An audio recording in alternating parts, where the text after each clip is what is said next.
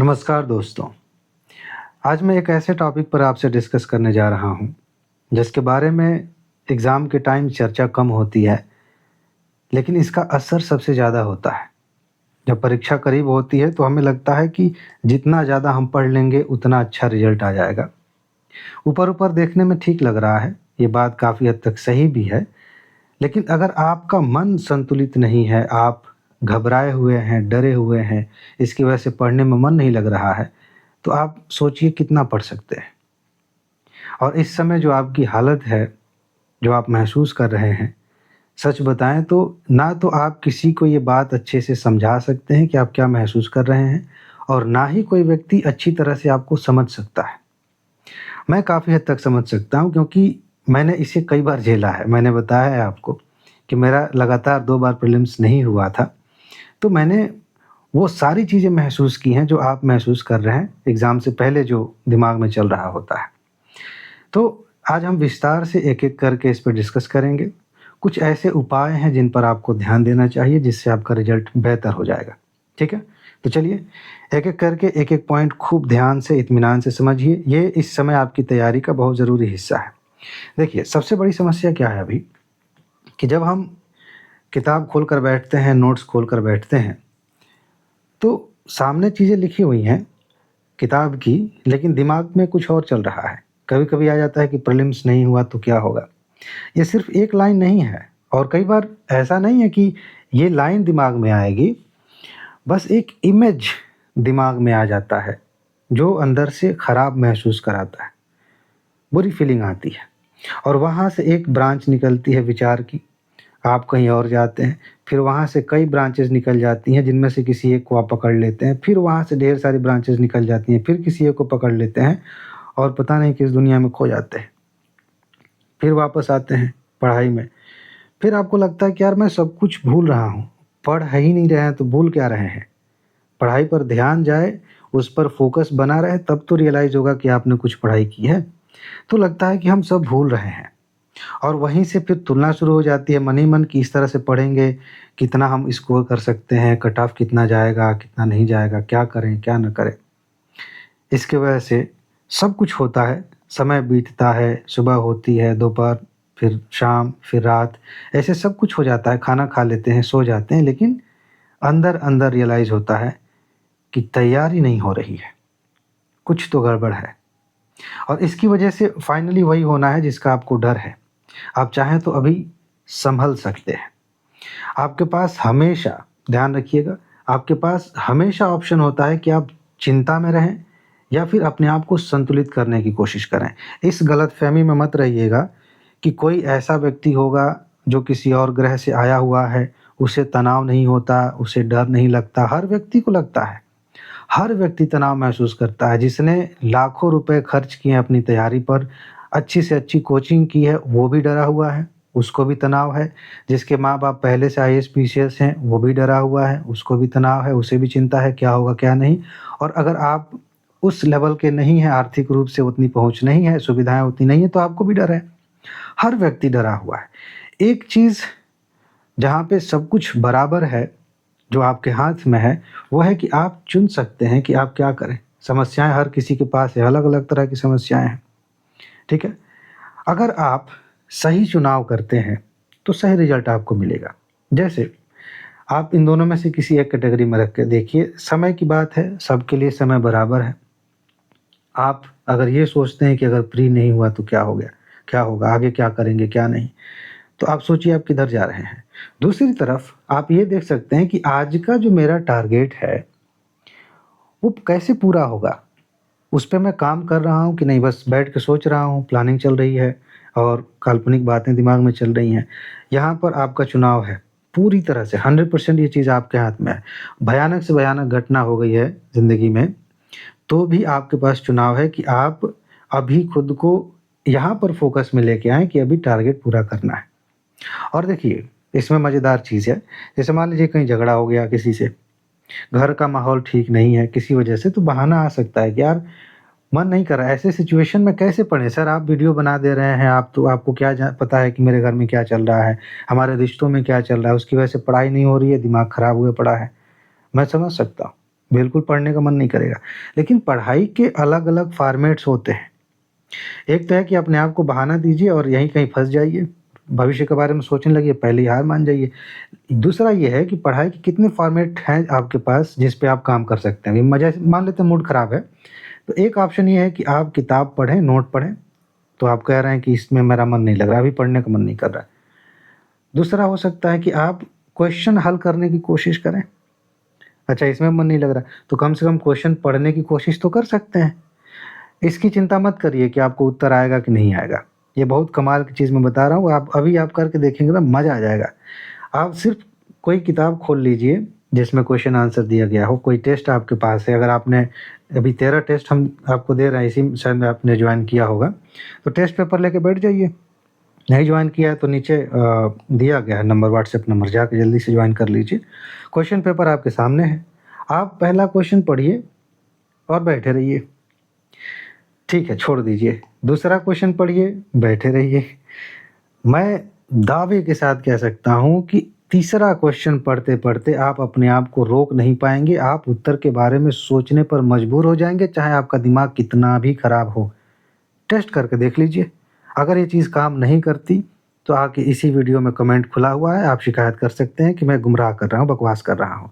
आपका मूड चाहे कितना भी खराब हो, आप क्वेश्चन पढ़ने बैठ जाइए, बिना ये सोचे कि उत्तर मुझे देना है। बस क्वेश्चन पढ़ने बैठ जाइए, अपने आप से कह दीजिए मुझे कुछ नहीं करना, क्वेश्चन पढ़ना है। चलिए, मान लेते हैं ये करने का मन नहीं कर रहा, मन आपका बहुत ही हावी है आप पर, तो एक और फॉर्मेट है, आप पन्ने पलटिए। अपनी नोट्स, टॉप 300 की नोट होगी आपके पास ना, लगातार वो भी सबूत मैं दिखा ही रहा हूँ, वो फिर दिखाऊँगा। तो टॉप 300 इसमें बहुत इम्पोर्टेंट है, समय कम है तो वही पढ़िए जहाँ से क्वेश्चन्स आते हैं। तो अगर वो नोट आपके पास है, तो आप खोल के बैठ जाइए। आप सिर्फ़ पन्ने पलटिए, एक पन्ना पलटा, बस उसको देखते चले गए, दूसरा पन्ना पलटा, फिर देखते चले गए। 3, 4, 5 पन्ने पलटने के बाद आप महसूस करेंगे कि आपका दिमाग ऑलरेडी उस टॉपिक के बारे में सोच रहा है, कुछ न कुछ चल रहा है। आप सिर्फ़ पन्ने पलटिए और ध्यान रखिएगा, इन तीनों चीज़ों में मैंने अभी शुरू में ही कहा कि आपने खुद को समझा दिया है कि मुझे पढ़ाई नहीं करनी है, मेरा मूड ख़राब है, मुझे बिल्कुल पढ़ने का मन नहीं है, फिर भी मैं ये करूँगा। जब आप ये कहते हैं ना कि मेरा पढ़ने का मन नहीं है और फिर आप पन्ना पलटेंगे तो आपका मन अपने आप वहाँ जाएगा। ये सिस्टम हमारा ऐसा बनाया गया है। अगर इसे आप ट्राई करना चाहते हैं तो वीडियो को पॉज़ करिए और सामने जो कुछ भी देख रहा है उसे देखना शुरू कर दीजिए। वीडियो पॉज़ करिए। 1 मिनट के अंदर आप उसके बारे में सोचना शुरू कर देंगे अपने आप। तो जो चीज़ हम देख रहे हैं, दिमाग उसको एनालाइज़ करना शुरू कर देता है। विचार तब चलते हैं जब हम नॉर्मली किसी चीज़ को देख नहीं रहे होते हैं। वो ऐसा होता है कि आँखें खुली हुई हैं लेकिन हम किसी चीज़ को देख नहीं रहे हैं। बस आँख खुली हुई है, दरवाज़े पे दीवार पे आँख टिकी है लेकिन दीवार पे हम ध्यान नहीं दे रहे हैं, बस मन में कुछ चल रहा है।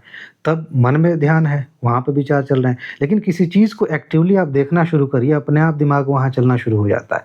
तो आप पन्ने पलट रहे हैं, दिमाग वहाँ चलना शुरू हो जाएगा। अपने आप रिवीज़न शुरू हो जाएगा, अपने आप पढ़ाई शुरू हो जाएगी। ये बहुत कमाल की चीज़ है, आप इसे करके देखिए, बहुत मज़ा आएगा। दूसरी चीज़, जहाँ समस्या है, आप दूसरों से तुलना करने लगते हैं। मेरा दोस्त है यार, उसने तो ये मैगज़ीन ख़त्म कर दी है, उसने तो ये किताब पढ़ ली है, मैंने तो पढ़ा ही नहीं है, उसने तो कोचिंग की है, मैंने तो कोचिंग में नहीं की, मेरा क्या होगा? ये आप कर सकते हैं और आप गेस कर सकते हैं कि ये रास्ता कहाँ जाएगा, कि बाकी लोग खूब पढ़ रहे हैं, हम तो पढ़ ही नहीं रहे। दूसरा ये है कि आप अपने आप से पूछिए कि अभी ये वीडियो देखने से पहले मैं क्या कर रहा था? कुछ सोच रहा था कि कुछ पढ़ रहा था, उसके पहले क्या कर रहा था या कर रही थी? अभी तक कोई ग्रोथ हुई है? कुछ हुआ है, 1% भी कुछ हुआ है? अगर हुआ है तो बहुत अच्छी बात है, ग्रोथ है, बहुत बढ़िया है। कल से थोड़े से बेहतर हुए हैं, बहुत अच्छी बात है। दूसरों से तुलना करके कुछ नहीं मिलना और वैसे भी यहाँ पर ऐसा नहीं है कि हर व्यक्ति को 99% ही लेके आना है। आप अपने आप से सिर्फ़ इतना कहिए कि भई माइनस मार्किंग करके 50% से ज़्यादा स्कोर कर लेंगे, किसी में दम नहीं है कि आपको रोक दे प्री निकालने से। 50% वैसे भी मैं ज़्यादा बता रहा हूँ, कट ऑफ उससे नीचे जा रहा है, लेकिन इतना आप सोच के चलिए, इसके ऊपर लेके आ जाइए, चाहे कॉम्पिटिशन कैसा भी हो, उससे क्या मतलब है? तो आप अपने आप से तुलना करिए और इसके पार पहुँचने की कोशिश करिए, सीधी-सी बात है। बाकी कई बार ऐसा होता है कि दिमाग में कई तरह की चीज़ें चलती हैं, कट ऑफ ऐसा हो जाएगा, पेपर अगर लीक, हालाँकि यूपीएससी में तो पेपर लीक नहीं होता है, लेकिन इसको इस रूप में हम देखने लगते हैं कि वहाँ पर अलग-अलग सामाजिक बैकग्राउंड के लोग आते हैं। कोई किसी बैकग्राउंड से है, अरे वाह! ये तो कार से एग्ज़ाम देने आया है आई है, इसकी कितनी अच्छी पढ़ाई हुई होगी। बहुत सारी चीज़ें हम सोचने लगते हैं, वहाँ से कल्पना करने लगते हैं, अपनी औकात छोटी करने लगते हैं और फिर हम फँस जाते हैं ट्रैप में, अपने आप को हारा हुआ महसूस करने लगते हैं।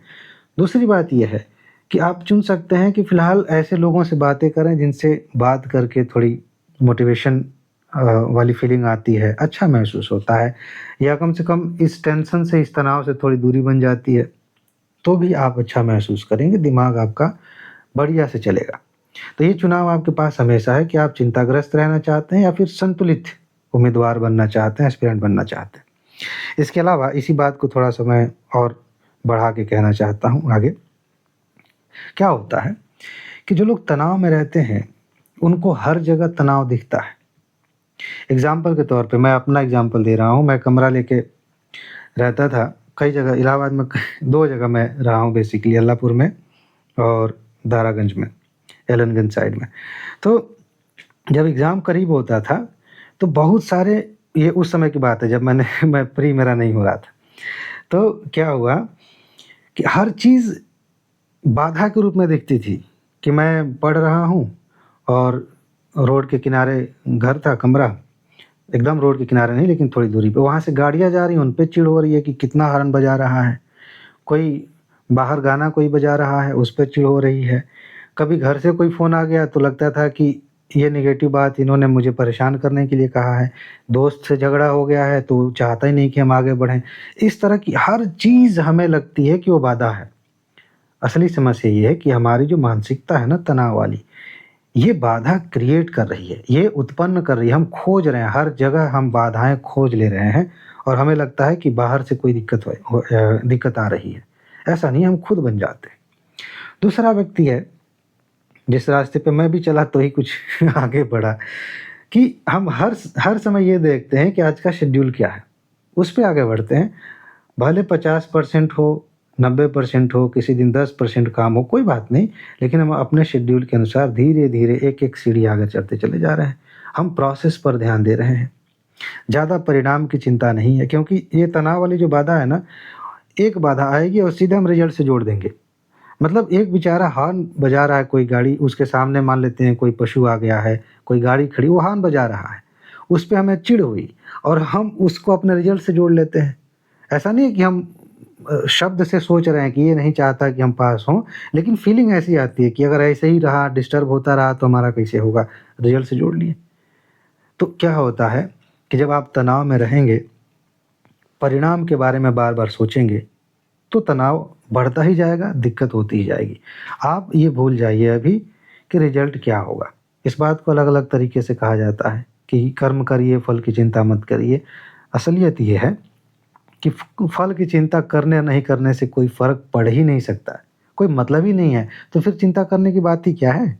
आपने अपना कर्म किया, अपना बेस्ट दिया, बात खत्म हो गई यहीं पर। उसके बाद जो जो रिज़ल्ट आएगा वो आएगा। तो आप यहाँ ध्यान दीजिए, अपने शेड्यूल पर फ़ोकस करिए, एक-एक दिन अपने आप को बेहतर बनाते चलिए, फिर देखिए कितना मज़ा आता है। इसके अलावा एक चीज़ जो सबसे ज़्यादा इस समय परेशान करती है, अभी मैंने टेस्ट सीरीज़ की बात की, 13 टेस्ट हैं, चाहे आपने वो जॉइन की है, जो भी है, ये तो हमने बहुत संतुलित, बहुत ही बेहतरीन टेस्ट बनाया है।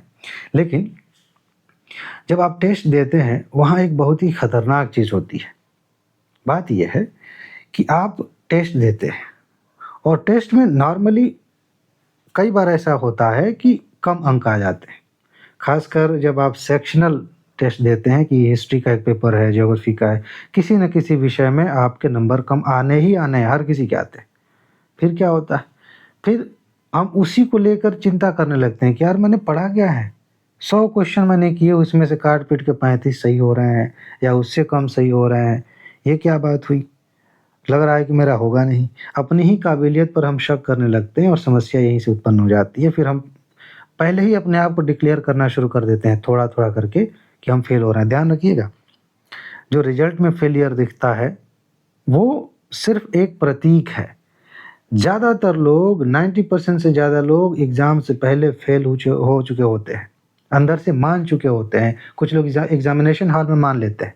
खूब मोटिवेशन बना हुआ है, एग्ज़ाम में बैलेंस बिगड़ा, उसी समय महसूस करने लगते हैं कि लो अब तो गए काम से, अब तो नहीं होगा। डर जाते हैं उसी समय। आखिरी समय तक, जब तक आप पेपर दे के बाहर ना निकलें, तब तक संतुलन बना के रखना होता है। फिलहाल टेस्ट की बात कर रहे थे, तो टेस्ट का जो नंबर है, उसके आधार पर अगर आप अपने आप को जज कर रहे हैं, तो आप तनाव में आएँगे ही आएँगे, इसका कोई उपाय नहीं है। एक दूसरा उपाय ये है कि आप उस पे जज ना करें। आपने टेस्ट दिया, टेस्ट में आपकी कमियाँ निकली, कमियों पे आपने अपनी रणनीति देखी कि हाँ, हमें रिवीजन की ज़रूरत है, कुछ याद करने की ज़रूरत है, सही टॉपिक्स नहीं पढ़े हैं, उनको पढ़ लेने की ज़रूरत है। फिर आपने अपने आप में सुधार किया, फिर टेस्ट दिया। बस ऐसे ही चलते रहिए, और यहाँ भी उम्मीद नहीं करना कि ये सब करने के बाद आपका क्यों नहीं बढ़ रहा है, वो अलग की बात है। हो सकता है कि टेस्ट ही घटिया बनाया गया हो, तो उसमें आपकी कमी थोड़ी है। आप अपना ईमानदारी से पढ़ते रहिए, क्योंकि अक्सर ऐसा होता है कि एग्ज़ाम जो टेस्ट सीरीज़ होती हैं ज़्यादातर कोचिंग्स की, वो बिल्कुल ही अलग ट्रैक में जा रही होती हैं। यूपीएससी एक अलग दुनिया में रहती है, तो उसमें आप बढ़िया करते हैं। टेस्ट में हो सकता है कि खराब कर रहे हो। आप सिर्फ़ इस प्रक्रिया पर फ़ोकस करिए, बाकी आप किसी चीज़ पर, मॉक टेस्ट पर ध्यान मत दीजिए कि इसमें नंबर कितने आ रहे हैं, कितने नहीं आ रहे हैं। वो आपकी काबिलियत का सर्टिफ़िकेट नहीं है, समझ रहे हैं? इसके बाद एक चीज़ और है, जहाँ आपको ध्यान देनी है। एग्ज़ाम जब करीब होता है ना, 2 तरह की चीज़ें होती हैं। कुछ चीज़ें ऐसी होती हैं जो हमारी एनर्जी को बढ़ा देती हैं, अच्छा महसूस होता है। कुछ चीज़ें ऐसी होती हैं जो हमारी एनर्जी को चूस लेती हैं, सोख लेती हैं। ये बहुत खतरनाक चीज़ें हैं। तो आपको देखना चाहिए, दिन भर में कई बार याद दिलाना चाहिए कि आप किस अवस्था में हैं, क्या कर रहे हैं। क्या ऐसी चीज़ें कर रहे हैं जिससे आपकी मानसिक ऊर्जा, शारीरिक ऊर्जा आती जाती रहेगी। कुछ खा लेंगे फिर एनर्जी आ जाएगी, आराम कर लेंगे फिर एनर्जी आ जाएगी। लेकिन जो मानसिक एनर्जी जा रही है ना, उसमें जो मानसिक थकान है, वो ज़्यादा खतरनाक है। तो कौन-सी चीज़ें ऐसी हैं जो आपको थका रही हैं? देखिए ज़रा, सोशल मीडिया पे दिन भर लगे हुए हैं, रील्स देख रहे हैं, चाहे वो मोटिवेशन का ही क्यों ना हो। दुनिया भर की चीज़ें, आँखों पे तनाव आ रहा है, तो उससे तो आपकी एनर्जी जाएगी, मन थकेगा। ऐसे लोगों से जुड़े हुए हैं जो नेगेटिव बातें ही करते हैं। अरे हिंदी मीडियम के कहाँ सिलेक्शन होता हो भाई। अगर इस तरह की बातें आपके सामने कोई कर रहा है, तो आपकी एनर्जी लेके जाएगा। इस तरह की बातों में फँसना ही नहीं है। ऐसे लोगों से मिलना-जुलना बंद कर दीजिए फिलहाल, जो आपसे नेगेटिव बातें करते हैं, जो नेगेटिव लोग हैं। जो होगा देखा जाएगा, लेकिन फिलहाल के लिए आपको हार नहीं माननी है। ऐसे लोगों के बीच में नहीं फँसना है। अकेले रह सकते हैं, रहिए। मैंने बहुत पहले एक किताब पढ़ी थी, उसमें एक लाइन लिखी थी। मैं अभी उस समय 12th में था, तब ये किताब पढ़ी थी। यू कैन विन, जीत आपकी। उसमें एक लाइन थी कि खराब दोस्तों के साथ रहने से अच्छा है कि आप अकेले रहें। शायद उसी किताब में थी। किताब को छोड़िए, ये मैसेज ध्यान रखिए कि नेगेटिव ग्रुप में रहने से अच्छा है कि आप अकेले रहें, ज़्यादा अच्छा रहेगा, ठीक है? और अनावश्यक तो चर्चा किसी से मत करिए कि कट ऑफ कितना जाता है, कितना टारगेट रखें, क्या करें। बस अपना पढ़ाई करिए, बाकी सब छोड़ दीजिए। कुछ चीज़ें ऐसी हैं जो आपकी एनर्जी बढ़ाती हैं, जिसमें एक है डिजिटल डिटॉक्स। आप अपने आप से वादा कर सकते हैं कि आज इतने बजे से इतने बजे तक मुझे मोबाइल नहीं चलाना है, कुछ भूकंप नहीं आ जाएगा। मोबाइल में सोशल मीडिया या एंटरटेनमेंट, इस तरह की कोई चीज़ नहीं देखनी है। पढ़ते-पढ़ते मन थक गया है, गाना गुनगुना लेंगे, कोई कविता लिख देंगे, किसी से बात कर लेंगे फ़ोन पे। और ध्यान रखिएगा, नेगेटिव लोगों से नहीं, जिससे बात करके अच्छा लगता है। आप समझ रहे हैं मैं किसकी बात कर रहा हूँ? मतलब दोस्तों की, और कोई हस्बैंड वाइफ हो सकते हैं, गर्लफ्रेंड बॉयफ्रेंड हो सकते हैं, किसी से भी आप बात करें, अच्छा महसूस हो रहा है उनसे बात करिए, ठीक है? और खुद पर फ़ोकस करिए, थोड़ा अपने पर ध्यान दीजिए। एक्सरसाइज़ हल्का-फुल्का कर लीजिए, बहुत ज़्यादा हैवी नहीं। आराम कर लीजिए, आधे घंटे सो जाइए। झपकी लेना बहुत ज़रूरी है। ये नहीं कि बस रात में सो रहे हैं 6 घंटे 7 घंटे और हो गया। दिन में अगर थकान लग रही है, आधे घंटे 10 मिनट आप आराम से झपकी ले सकते हैं। कुर्सी पे बैठे-बैठे ही थोड़ा-सा नींद ले लीजिए। बाद में थोड़ी देर कमर में दर्द होगी, गर्दन में दर्द होगी, आप उठ जाएँगे, जाइए मुँह धो के आइए, फिर बैठ जाइए। इससे आपकी एनर्जी बढ़ जाती है, आप फ्रेश हो जाते हैं, ठीक है? तो ये चीज़ आप ध्यान रखिएगा। ये लाइन क्या लिखी है? आपकी मानसिक ऊर्जा सीमित है। इसे उन चीज़ों पर खर्च ना करें जिन पर आपका नियंत्रण नहीं है। नकारात्मकता से दूरी बनाना बहुत ज़रूरी है इस समय, एकदम अनिवार्य है। अच्छा, एक चीज़ और इसी में आगे बात करते हैं। 1 सेकंड रुक जाइए। कुछ चीज़ें और हैं जो आपकी सहायता करेंगी। इनमें सबसे पहला है, जिसको सबसे ज़्यादा इग्नोर किया जाता है। ऐसा लगता है कि कुछ लोग बैठे हुए थे इसी के लिए कि जब एग्ज़ाम करीब आएगा तो सबसे पहले इसे मारेंगे। क्या कर लेंगे आप? नींद में कटौती करके कुछ भी आप बेहतर नहीं कर सकते हैं। अगर आप 6-7 घंटे सो रहे थे और मन कर रहा है कि 8 घंटे सोएँ, सोइए। अगर कोई चीज़ सबसे ज़्यादा करनी चाहिए पढ़ाई के अलावा, तो वो है सोना। बाकी सारी चीज़ें अगर वो काट दी जाएँ, एंटरटेनमेंट छोड़ दिया जाए, दोस्तों के साथ घूमना छोड़ दिया जाए, बाहर निकलना छोड़ दिया जाए, सब कुछ ठीक है।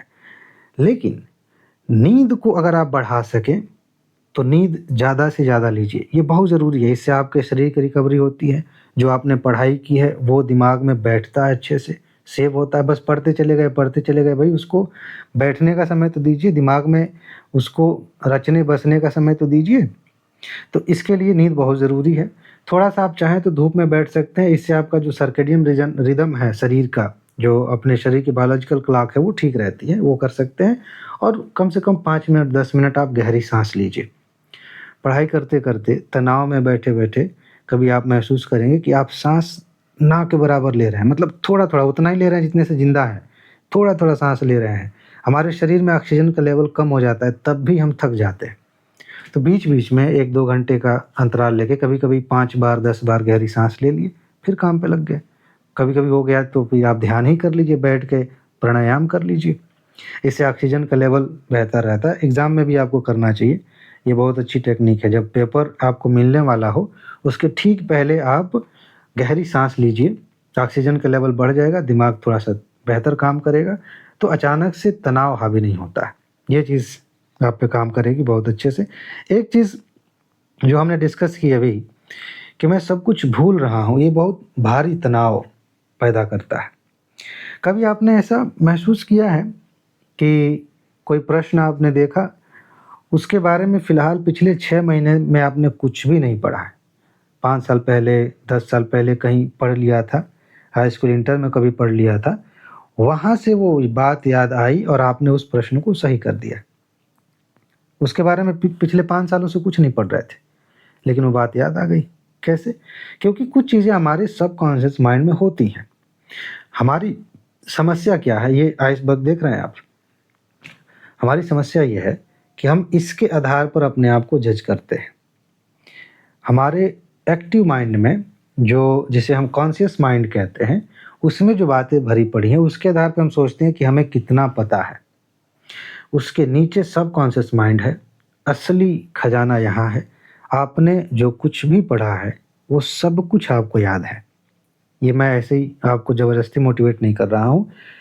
हमारा सिस्टम ऐसा बनाया गया है कि एक बार आपने कोई चीज़ अनुभव कर ली, सीख ली, तो जीवन में मरते दम तक आप उसे कभी नहीं भूल सकते। बस उस पर लेयर्स बनती चली जाती हैं। जैसे कोई सभ्यता है, सभ्यता धूल मिट्टी से ढक जाती है। सिंधु घाटी सभ्यता आपने देखा होगा, ऊपर मिट्टी जम गई थी, फिर खोद के देखा कि अच्छा यहाँ पर तो घर है। वैसे ही यादें होती हैं, कुछ आपने पढ़ा है, उसके ऊपर दुनिया भर की सोशल मीडिया की बातें चल रही हैं और भी पॉलिटिक्स की बातें चल रही हैं, तो वो धूमिल हो सकता है लेकिन भूलता नहीं है। तो आपको क्या करना है, पहली बात ये है कि आप सिर्फ ऊपर की कुछ चीज़ों को देखते हुए खुद को जज मत करिए कि सब कुछ भूल रहा है, वरना आप फँस जाएँगे। आप अपने आप पे भरोसा करिए कि जो भी आपने पढ़ा है वो सब कुछ दिमाग में है। उसे धीरे-धीरे खुरच के, अगर ऊपर धूल जम गई है तो खुरच के धूल को हटाना है, उसे उभारना है। और उसके लिए क्या करना है, आप अपने आप से, यहाँ पे जो चीज़ लिखा है उस पे ध्यान मत दीजिए, मैं जो कह रहा हूँ उस पे ध्यान दीजिए। अपने आप से एक बात रोज़-रोज़ कह सकते हैं। कम से कम 5 मिनट एक्सरसाइज़ करके देख लीजिए अभी वीडियो खत्म होने के बाद, कि किसी एक विषय का नाम लीजिए। जैसे इतिहास, इतिहास में कौन-कौन से टॉपिक्स होते हैं भाई? कुछ टॉपिक्स दिमाग में आ जाएँगे। अच्छा, इन टॉपिक्स में कहानी क्या है? वो कहानी ध्यान में आ जाएगी। अच्छा, इसमें कुछ और जान सकते हैं क्या? वो ध्यान में आ जाएगा। धीरे-धीरे वो बातें उभरनी शुरू हो जाएँगी। ऐसे अपने आप से के साथ कुछ गेम खेलिए। कभी टहलने निकल गए, एक विषय पे कह रहे हैं कि आज आधे घंटे इसी विषय पे हम अपने आप से बहस करेंगे कि इसमें हमें क्या आता है, कहानी कहाँ है, क्या जानते हैं। धीरे-धीरे आपको समझ में आएगा कि यार ये तो सब पढ़े हैं हम। बस कुछ-कुछ तथ्य भूल रहे हैं, एक बार पन्ना पलट के देख लेंगे।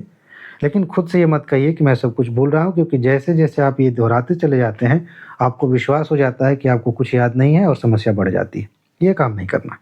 और एक चीज़ जो इसके आगे आपको समझनी है, वो मैंने अभी बताया भी है, लेकिन फिर भी एक बार समझ लीजिए कि जब आप अपने शरीर की रिकवरी करते हैं, सो करके, आराम करके।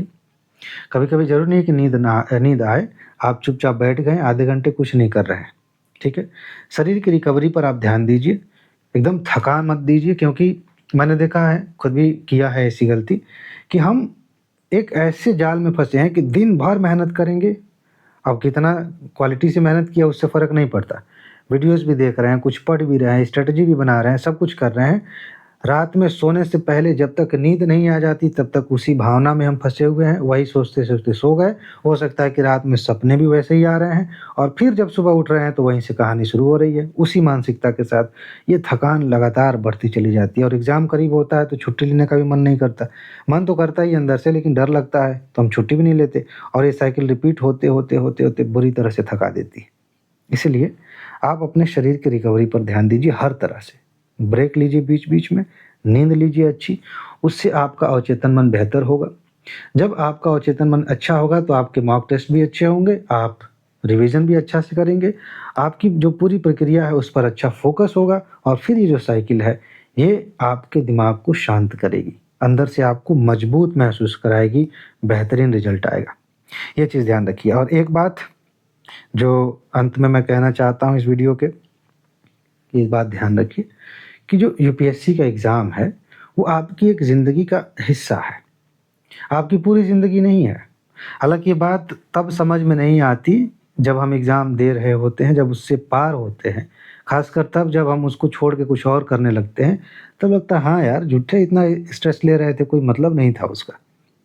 तो आप इसको अपनी पूरी ज़िंदगी मत बनाइए, एक प्रोसेस है, प्रोसेस का मज़ा लीजिए, उसमें हो गया तो हो गया, नहीं हो गया तो क्या ही चला जाएगा, हमारी ज़िंदगी थोड़ी है। तो इस तरह से जब आप चलेंगे ना, तो हो भी जाएगा, क्योंकि आपका दिमाग किसी अब दबाव में नहीं है, ठीक है जी?